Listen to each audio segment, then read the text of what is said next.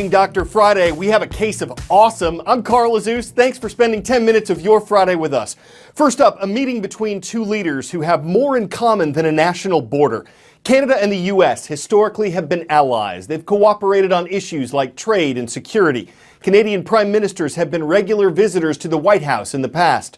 But Prime Minister Justin Trudeau's trip to Washington is the first formal visit by a Canadian premier in 19 years, and he received a very warm welcome from U.S. President Barack Obama.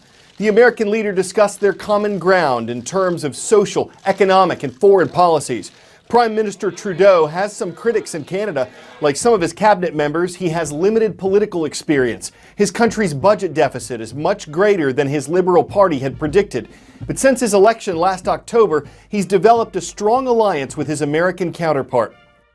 Justin Trudeau is a relatively new face in Canadian politics, but one with a very popular last name.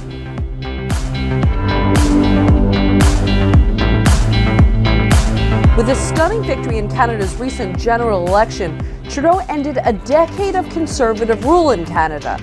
He was born in 1971 while his father, Pierre Trudeau, was Prime Minister. His popularity was so great it was dubbed Trudeau-mania. He was compared even to John F. Kennedy. When Justin delivered a powerful eulogy at his father's funeral, it sparked talk of a political dynasty.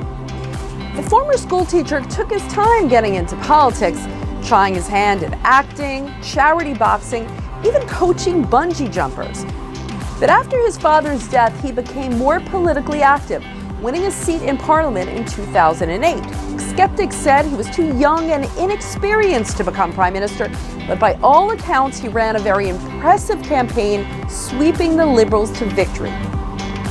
For years, the Conservative Prime Minister Stephen Harper kept the economy running relatively smoothly. He kept taxes low, and he ran a very robust foreign policy aimed at taking on terrorists. By contrast, Trudeau is promising to pull out of counterterrorism operations in the Middle East, restore ties with Iran, and he also wants to bring 25,000 Syrian refugees to Canada. Back home, the father of three intends to raise taxes on the wealthy and double spending on public infrastructure and push a very aggressive climate change agenda. Trudeau has shown he has the star power of his father. Now he has to prove he has the political chops and ride this new wave of Trudeau-mania into opportunities for Canada. It was exactly 5 years ago today that a catastrophic 9.0 magnitude earthquake shook eastern Japan. It was the fourth largest earthquake ever recorded in the Asian country, and it generated a tsunami, a wall of ocean water with 30-foot waves that swept some coastal developments out to sea. The tsunami also damaged some reactors at the Fukushima Daiichi nuclear power plant. That led to meltdowns, contamination, and the complete evacuations of some Japanese towns. The threat from nuclear radiation remains. Next week, we'll show you how marine life was affected, how seafood still has to be tested before it can be eaten. Today, we're taking you inside one of the cities where recovery is nowhere in sight. Whenever Soichiro Saito wants to check on his home, he has to wear this to guard against radiation. Saito only comes a few times a year to the house his family has owned since before World War II. Each visit more difficult than the last. Each room devastated. Poison does little to keep the rats away. It's painful, he says. My wife doesn't want to come here. The house is getting more dilapidated. This room pretty much hasn't been touched since the earthquake. You can see the calendar, March 2011. There's still laundry hanging that was done right before the earthquake hit. The shaking lasted 6 minutes.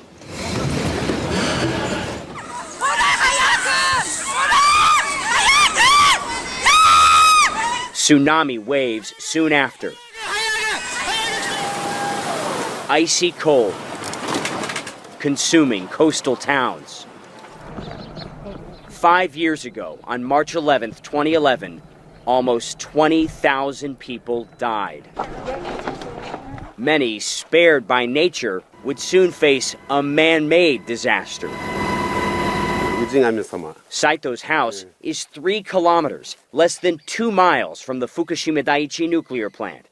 his town, Futaba, sits empty. More than 6,000 people once lived and worked here.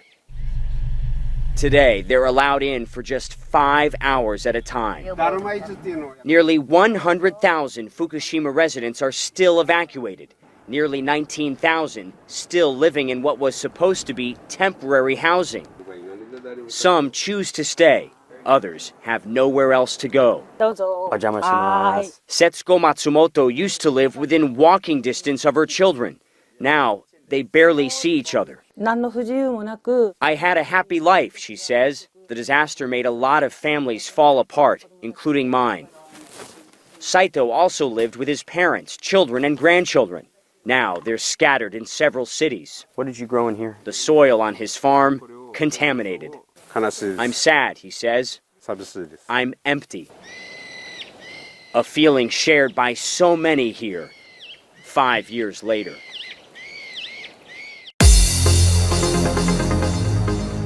Catching up now with 3 of the groups watching our show. These are from yesterday's transcript page at cnnstudentnews.com. Brunswick High School is in southeast Georgia. From the city of Brunswick, the Pirates are setting sail. In the city of Monroe, Iowa, we've got the Mustangs roaming free. PCM High School is on the roll. And though Shanghai isn't China's capital, it's the Asian country's most populated city, and it's home to Shanghai Experimental School. Would it be possible to grow plants on Mars? If you saw the movie The Martian, you saw one kind of unsavory idea about how to do that. This Dutch ecologist recently did an experiment to see if it'd be possible using other substances. He got some simulated soil from NASA. Basically, it's a type of dirt that has a similar composition to the soil found on Mars and the Moon. His team added grass as a fertilizer and grew crops in trays. And it worked! They succeeded in growing tomatoes, peas, radishes, and rye. But there was a problem, and it's a big one. The soil has significant amounts of heavy metals like arsenic and lead, and if these substances wound up in the plants themselves, they could be toxic to anyone who ate them. So the next step is for the team to determine how much, if any, of these metals are in the grown crops and whether they'd be safe to eat. Another experiment before we go. Swedish musician Martin Molin was fascinated with antique mechanical devices that make music. So he set out to build his own using 2,000 marbles to produce sound. The Wintergatan marble machine is ridiculously complicated. It's like a musical Rube Goldberg device. It took him more than a year to put it together and perfect it, but it's programmable, allowing him to change up the sounds it makes. And overall, it sounds amazing.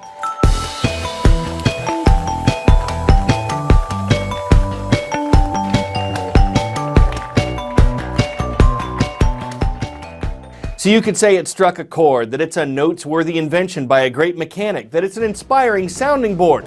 One thing's clear as a bell about the man behind the machine: he hasn't lost his marbles. I'm Carl Azuz, and saying happy weekend is music to our ears.